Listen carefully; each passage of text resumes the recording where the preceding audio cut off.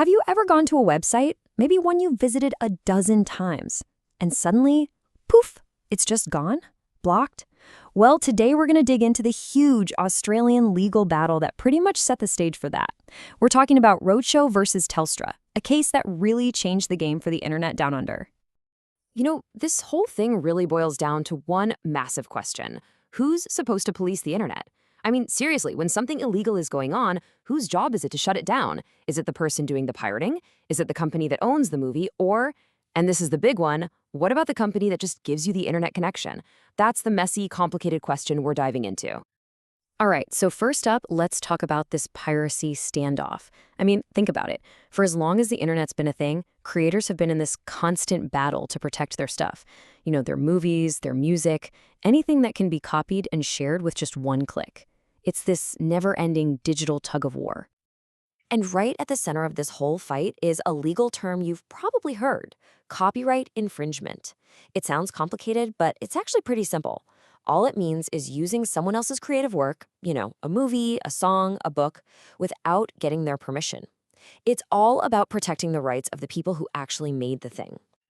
So you can totally see why this was a massive deal for companies like Roadshow Films, right?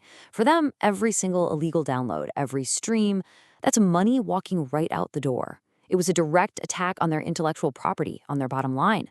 They were bleeding, and they needed to find a way to stop it, and fast. And all that tension, well, it finally boiled over into this huge showdown. The movie studios on one side and the internet service providers, the ISPs, on the other. And let me tell you, this was way more than just some corporate fight. This blew up into a landmark legal battle that went all the way to the Australian courts.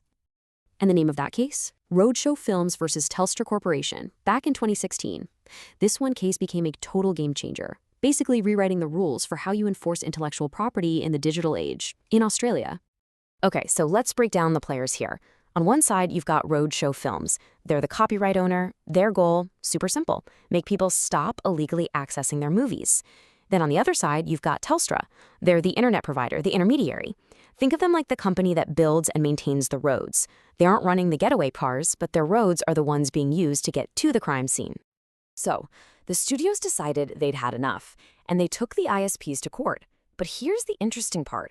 They weren't just looking for money. Nah, they were asking the court to use a very specific and very powerful legal tool. So let's get into what the court actually ordered. Okay, that tool has a fancy legal name, an injunctive remedy.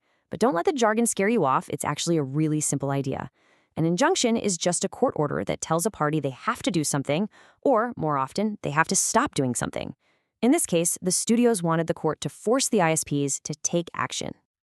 And here it is, the verdict. The federal court actually sided with the film studios.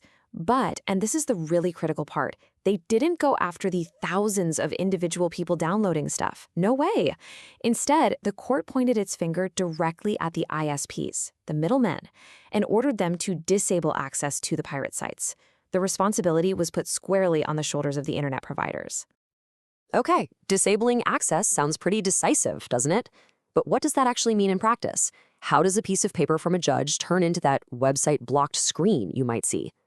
Well, the process is actually pretty straightforward when you break it down. Step 1, the court issues a formal blocking order.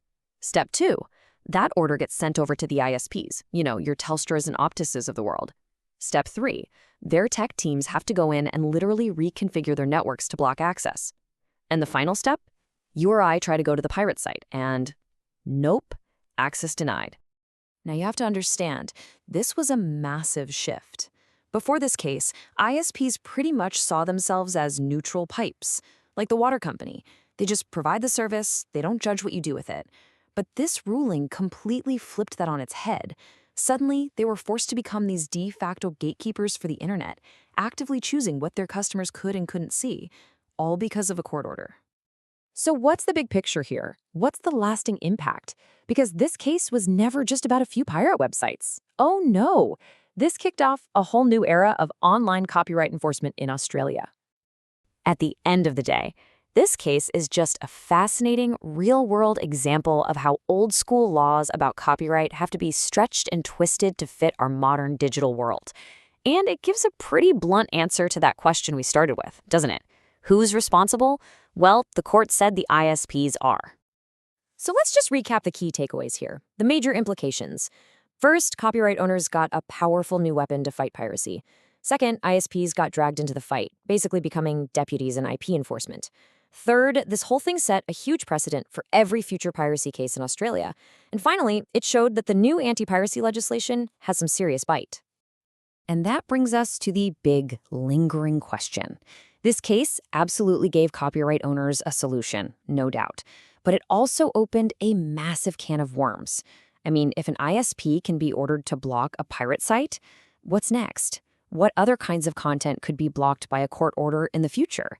It's an incredibly powerful tool, and figuring out where to draw the line, well, that's a debate that is very much still happening.